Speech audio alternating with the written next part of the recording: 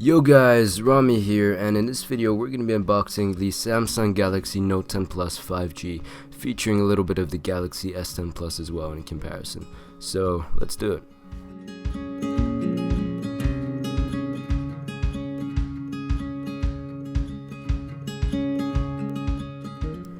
So here from Amazon came the box that it came in. This was actually a really weird Amazon box, just saying that. I don't know, I was a little bit surprised when I saw it, especially since it was a Prime product.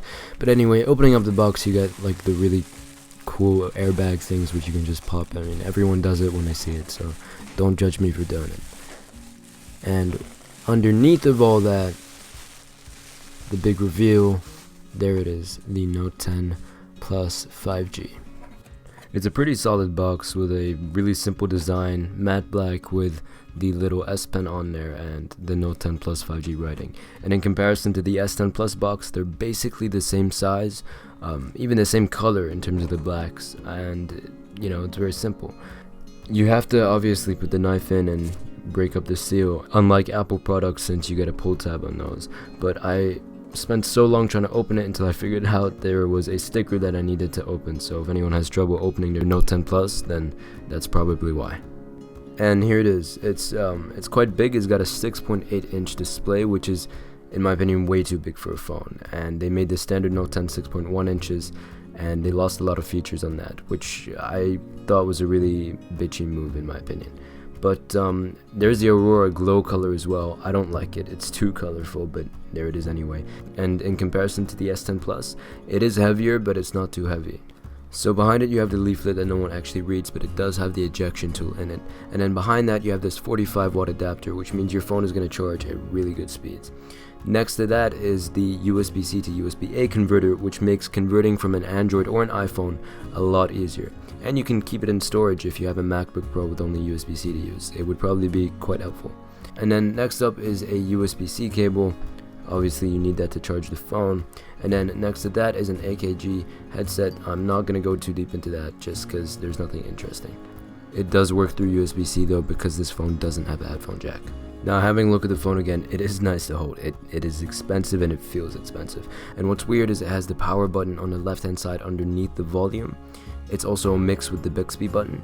So I don't like the positioning of it at all. I thought it should be on the right hand side where your thumb would naturally sit. But that's something, if you're getting the Note, you're gonna have to get used to. And there it also gives you the option to get data from your old phone, whether it's an iPhone or an Android, whether it's through the wire or through the cloud, and that's pretty smart. Here's a quick look at the punch hole cutout, which is now a single cutout in the center. I think aesthetically it looks better than the S10, I gotta be honest. And then here is the best part of any unboxing of a phone.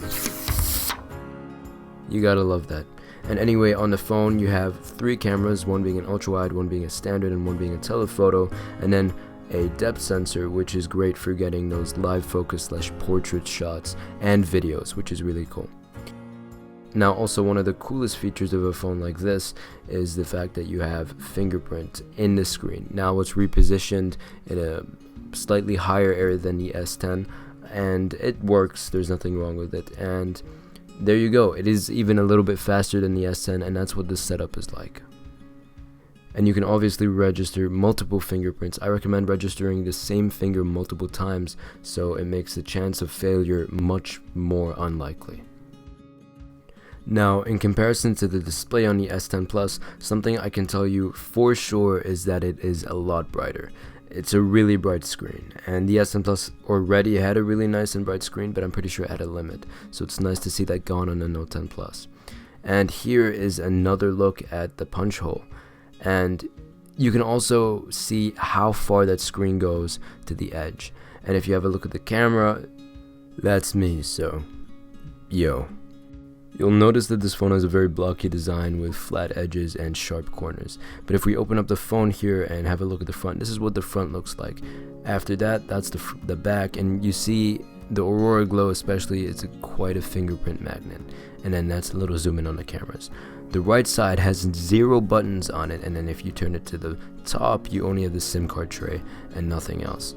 And then on the left hand side, you got the power button / Bixby key and the volume, and then on the bottom you've got the speaker, the USB-C port, and the S Pen, which by the way allows you to write notes the second you take it out, even if the screen is locked, and you can just start taking things down. So you're going out to Starbucks and you want to ask a few people what they want, take out the S Pen like some waiter sort of guy and just start writing down what your buddies want. So that's pretty cool. Or if you're bored, you can do a quick drawing. Another cool thing is that you can unlock the phone just by having the S Pen in your hand, if you've already used it, obviously. Now, the S Pen has a bunch of features, which is really cool and allows you to do a lot of different things, including the air gestures that we're going to get onto in a minute, or the remote control sort of air gestures.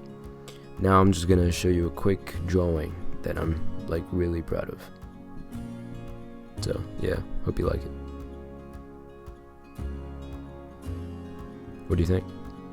Good, right? Just color in his pupils. Yeah, it's nice. You know what also makes a sound when you draw?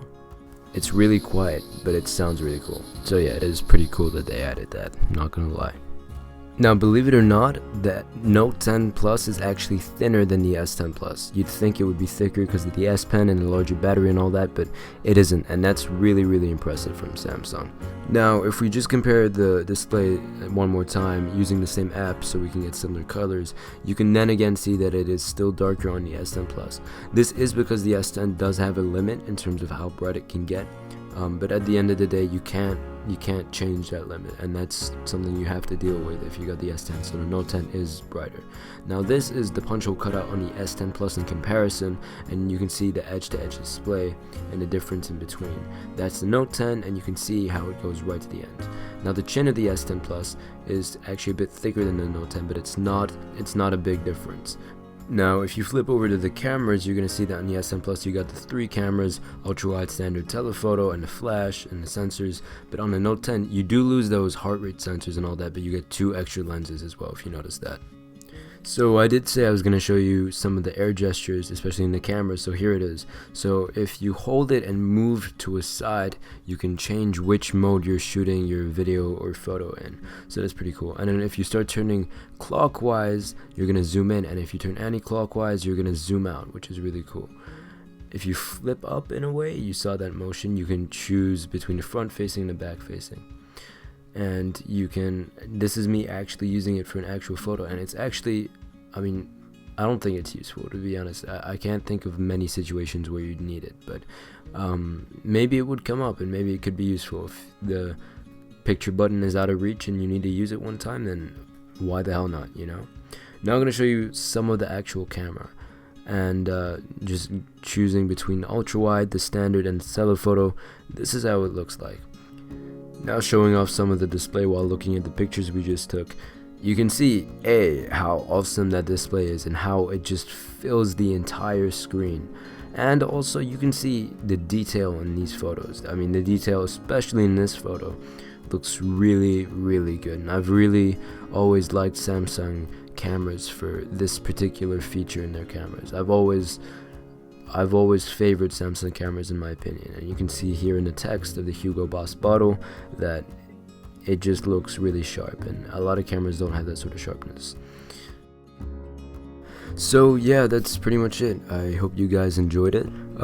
First impressions wise, I gotta admit that the first thing that stuck out to me, the first thing I saw, was that incredible screen. You know, and that screen to body ratio. I don't know how high that is. I'll have it written on the screen, but it's really high. It's like you're holding the screen. It's really good. But other than that, it's pretty much it for the video. I hope you guys enjoyed it.